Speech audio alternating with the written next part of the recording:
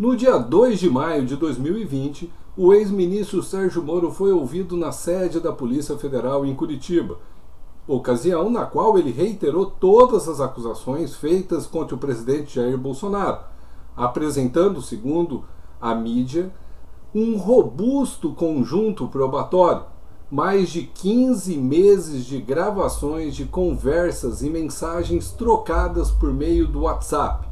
Daí, incendiou-se as redes sociais, nas quais as pessoas estão discutindo se esse meio de prova é admitido pelo direito ou será que constituir-se-ia em prova ilícita por violar o sigilo de comunicações. Esta é a questão que nós vamos tratar nesse vídeo. Então segura aí para ver qual é a resposta mais adequada. A nossa análise se inicia por uma referência obrigatória ao artigo 5º, inciso 12 da Constituição Federal, na qual consta a inviolabilidade da correspondência e da comunicação telefônica, telegráfica e de dados. Nos termos dessa garantia constitucional, a inviolabilidade ela é garantida, exceto na situação na qual é utilizada para fins de instrução criminal ou para a instrução de um processo penal. Mas vejam, nenhuma garantia tem natureza absoluta. E a Constituição Federal, interpretada pelo STJ e pelo STF, utilizando o princípio da proporcionalidade, é mitigado em determinados casos concretos. Vejamos, para distinguir qual gravação ela é ilícita e qual gravação é lícita, duas hipóteses bastante distintas. No primeiro cenário, supomos que o sujeito A e o sujeito B estão fazendo uma comunicação entre eles, no que esta comunicação é interceptada sem o consentimento daqueles interlocutores por um terceiro, o sujeito C. Esta situação, se não é feita mediante uma ordem judicial devidamente fundamentada para a instrução de uma investigação criminal ou de um processo penal, constitui-se em crime. Basta fazer uma referência ao artigo 10 da Lei de Escuta Telefônica. Vejam só, esta lei, inclusive, e aqui vai uma observação importante para a atualização, ela foi alterada em 2019. Se o sujeito A está conversando com o sujeito B e uma pessoa fora dos casos estabelecidos e sem mandado judicial, ele intercepta a comunicação entre essas duas pessoas, nós temos um crime previsto na Lei de Escuta Telefônica, porque constitui-se em uma intolerável violação da privacidade daqueles dois interlocutores. Entretanto, o caso do Sérgio Moro, ele não se enquadra nessa situação, ele se enquadra no segundo caso. Vejamos as especificidades e o entendimento das cortes brasileiras sobre a admissibilidade da conversa em uma segunda situação.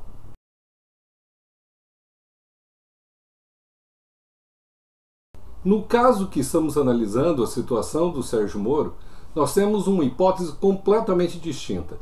Nós temos um sujeito A conversando com o sujeito B e um dos interlocutores grava a conversa sem o conhecimento do outro.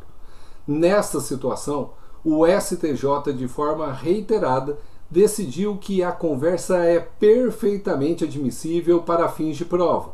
Inclusive, o STF reconheceu repercussão geral e, julgando o tema 237, reafirmou a sua jurisprudência e indicou que, no caso de gravação ambiental entre duas pessoas, nas quais uma grava a outra sem o consentimento dessa segunda, nós teríamos a admissibilidade desta gravação no processo, não se constituindo, portanto, em prova ilícita. Deixo aqui, inclusive, uma decisão paradigmática do STJ nesse sentido. Por não se enquadrar nas hipóteses de proteção constitucional do sigilo das comunicações, tampouco estar disciplinada no campo infraconstitucional pela Lei 9.296/96, a gravação unilateral feita por um dos interlocutores com o desconhecimento do outro deve ser admitida como prova em face do princípio da proporcionalidade. Então, em sede de conclusão, se eu tenho dois interlocutores e a conversa entre eles é gravada por um terceiro, temos a hipótese de crime de interceptação telefônica nos termos do artigo 10 da Lei de Escuta.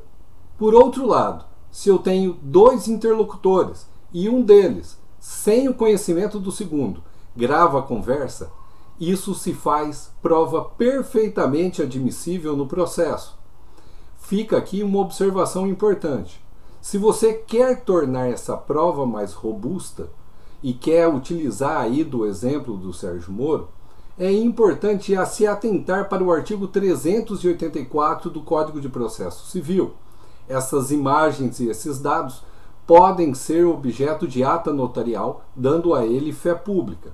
Caso contrário, essas provas deverão ser periciadas para se observar se ocorreu ou não manipulação fraudulenta desses dados.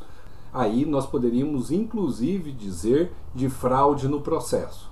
E esta é a análise do Rabujo sobre o caso do ministro Sérgio Moro e os prints de mais de 15 meses de conversa entre eles e Jair Bolsonaro.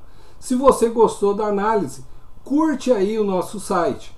Nós teremos atualizações semanais sobre temas de interesse das ciências criminais. Até a próxima, pessoal!